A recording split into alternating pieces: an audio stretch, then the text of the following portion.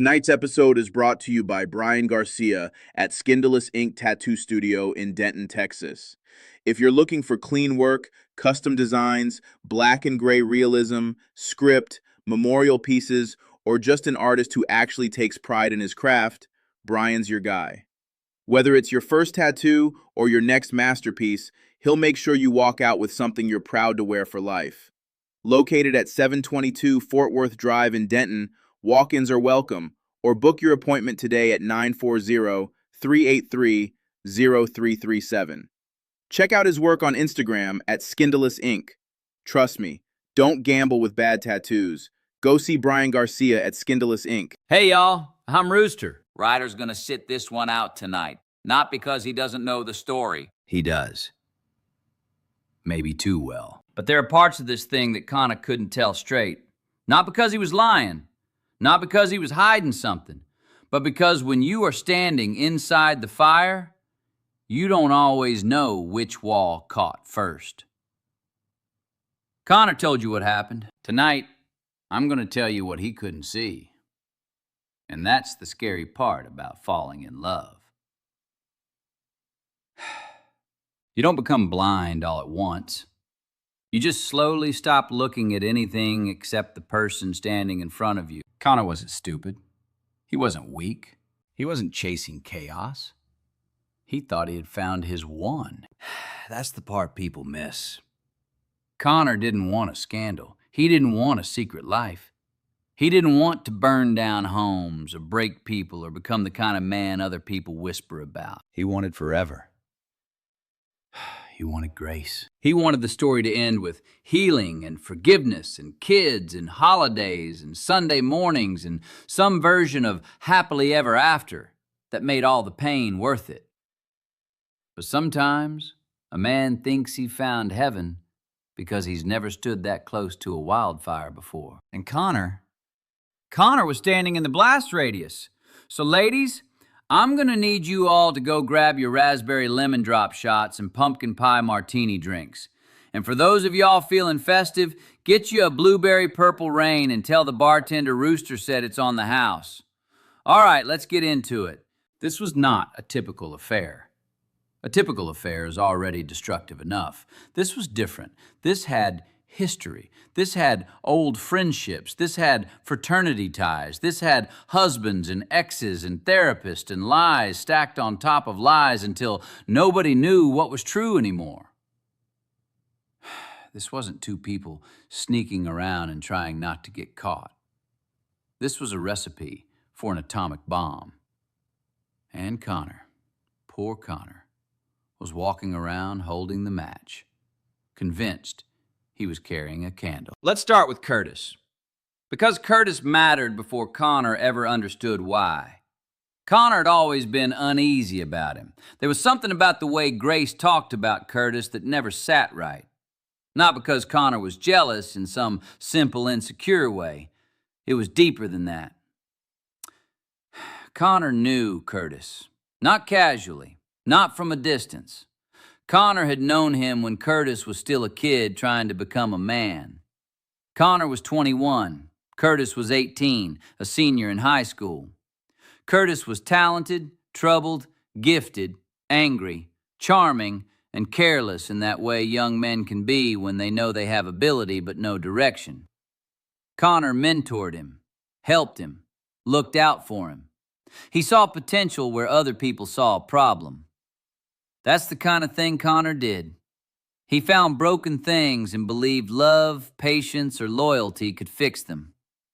That sounds noble until you realize broken people do not always want to be healed. Sometimes they just learn who will keep coming back. Connor went above and beyond for Curtis. He helped him get opportunities, helped him get connected. Eventually, Curtis ended up working in the same district. That's where Curtis met Grace. Summer school. That phrase sounds harmless until you know what came after it. Summer school. A building half empty. Long days. Bored conversations. Married people acting like marriage is something they can leave in the parking lot until dismissal. Curtis and Grace crossed paths, and somewhere inside that small little overlap, something started. Curtis never told Connor. Not once. Not when he saw him, not when they moved in similar circles, not when he knew Connor. That kind of betrayal has a special weight to it. Because it isn't just what someone did, it's what they let you not know. When Connor finally found out, it didn't just hurt him because Grace had been with Curtis. It hurt because Curtis was not a stranger. Curtis was a chapter from Connor's own life. A person he had once poured into, a person he had helped, a person he had trusted enough to believe he had grown. And now that same person was attached to Grace's past like a shadow Connor couldn't stop seeing. Grace downplayed it at first. Of course she did. That's how secrets survive. They don't come out as truth. They come out as edited versions of truth. A little less time, a little less emotion, a little less damage. Just enough honesty to look like confession, but not enough honesty to actually be clean. Connor wanted to believe her. That was always his weakness. Not that he was foolish, that he was hopeful. And hope, when placed in the wrong person, can become one of the most dangerous things on earth. The affair with Curtis was not just some one-time mistake that vanished into the past. It lasted off and on, for nearly a year. A year is not a mistake. A year is patterns. A year is choices. A year is deleted messages, covered tracks, repeated decisions, and the kind of comfort that only forms when people have gotten away with something more than once. Connor didn't know what to do with that, because in his mind, Grace was different. Grace was not supposed to be like everyone else. Grace was the woman he had built an entire future around in his head before reality ever gave him permission. So when he heard about Curtis, it reshaped something in him. It didn't kill his love for Grace. That would have been easier. It made his love hurt. And that is a much worse place to live. People back then knew something was up between Connor and Curtis, but just didn't understand what. Connor couldn't tell. He knew this secret had to remain a secret. Curtis didn't handle it well. Once he learned that Connor and Grace were secretly seeing each other, his emotions began to wear in public and around the people they both hung around. Curtis started a public campaign of bashing Connor to anyone who would listen, making up rumors, telling lies, trying to tear Connor down both personally and professionally. And when Connor would call Curtis out or confront him, Curtis would play victim and try and get their mutual friends to hate Connor. Curtis sounds like a female. Then there was Graham. Now, Graham and Connor had their own strange connection. At first, neither one of them realized it, but their paths had crossed years earlier. They were fraternity brothers from different schools.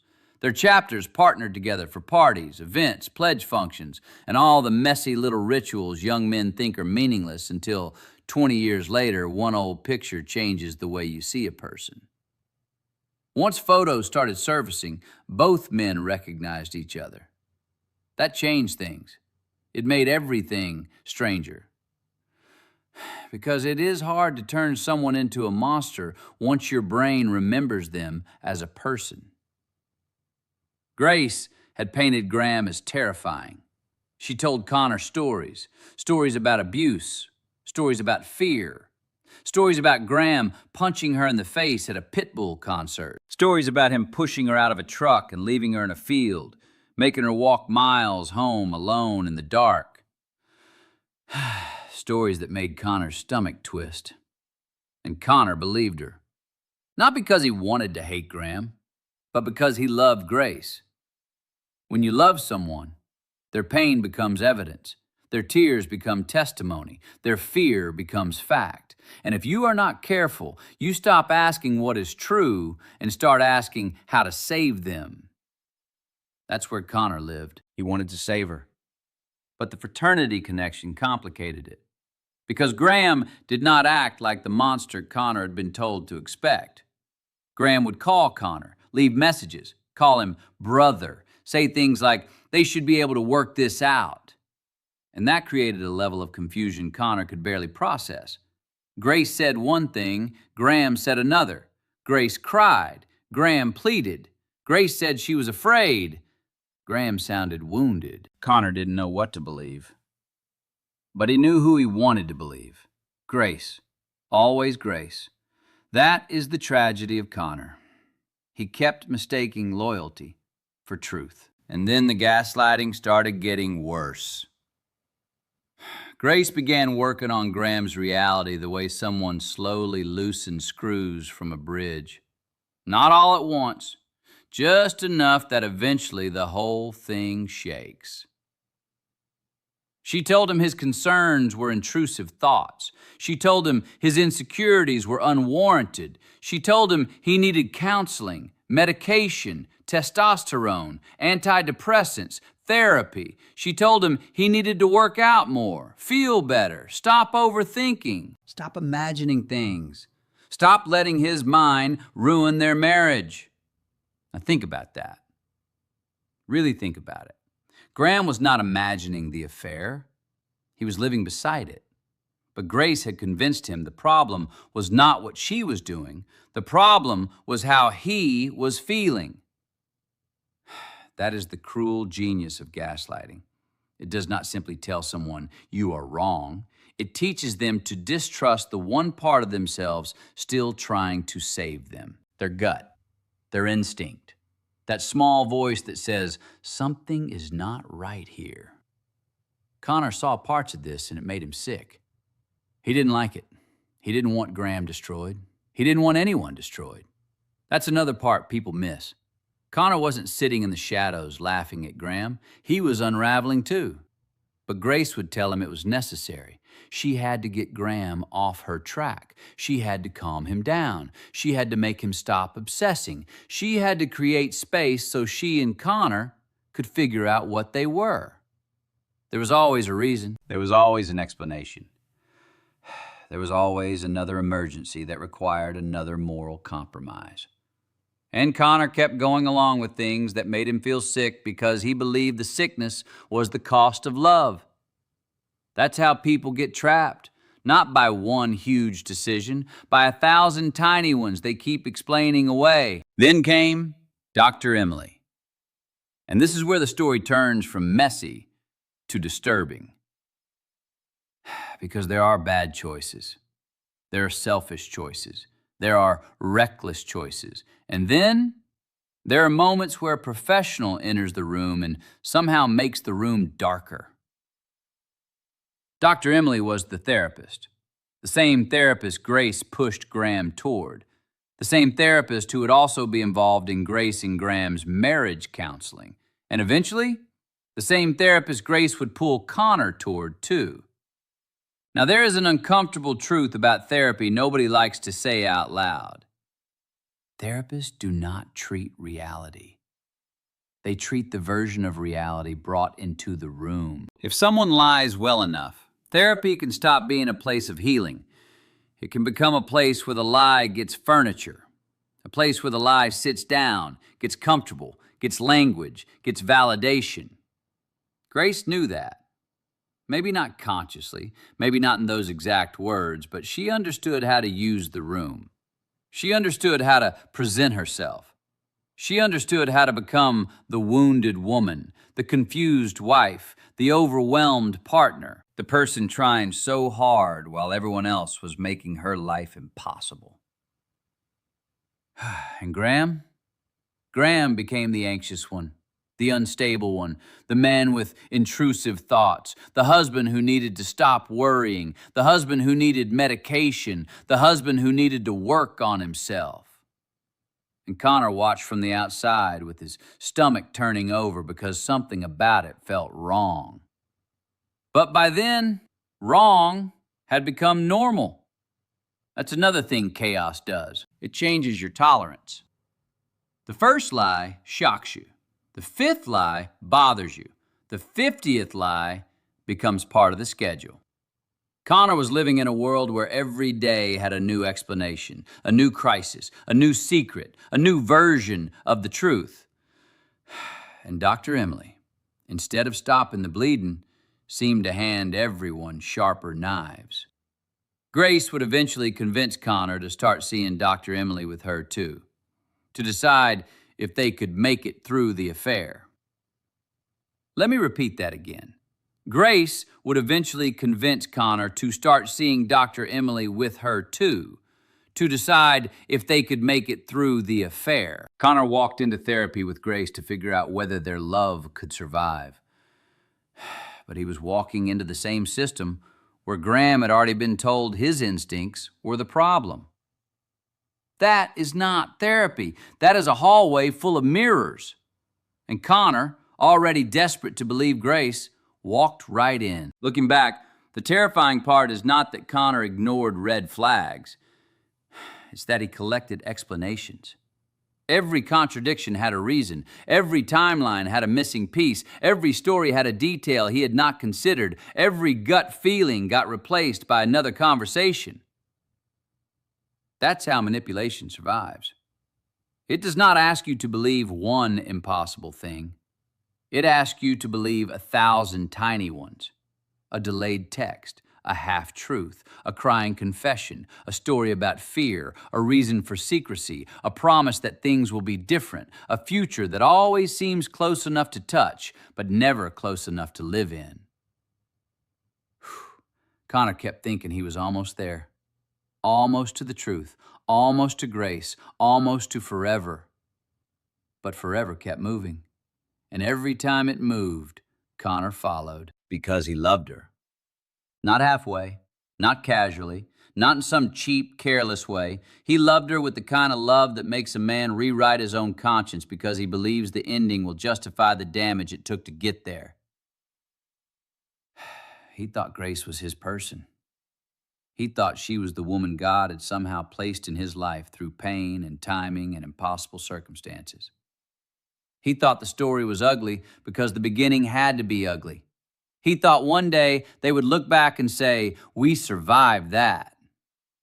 But everyone outside the fire could already see the truth. Connor was not surviving it. He was being consumed by it. And the saddest part is that he kept calling the flames light. So that's what we're doing tonight. We're filling in the gaps. Not to excuse Connor, not to condemn Grace, not to make Graham perfect. Nobody in this story gets to walk away untouched. But if you want to understand Connor, you have to understand this. He did not wake up one day and decide to ruin lives. He woke up every day believing he was trying to save one. Grace's. And maybe, if he was honest, his own. Because by then, Connor didn't just love Grace. He needed the story to be true. He needed the pain to mean something. He needed every compromise, every secret, every lie, every sleepless night, every sick feeling in his stomach to lead somewhere beautiful. Because if it didn't, then what had he become? That is the question Connor could not ask himself yet. Not fully, not honestly, because the answer would have broken him. So he kept going. He kept believing. He kept listening to Grace. Even when Graham sounded human. Even when Curtis became a ghost from his past. Even when Dr. Emily's office started feeling less like healing and more like a trap. Even when his own body was telling him something was wrong. He kept choosing the version of the story where love won. Because Connor did not want anyone to get hurt. He just didn't understand yet that everyone already was. And the worst hurt was still coming.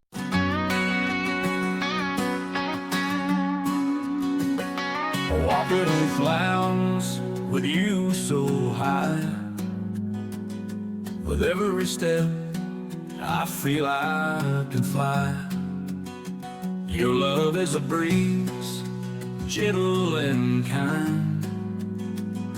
In your embrace, true peace I find. Every moment with you feels so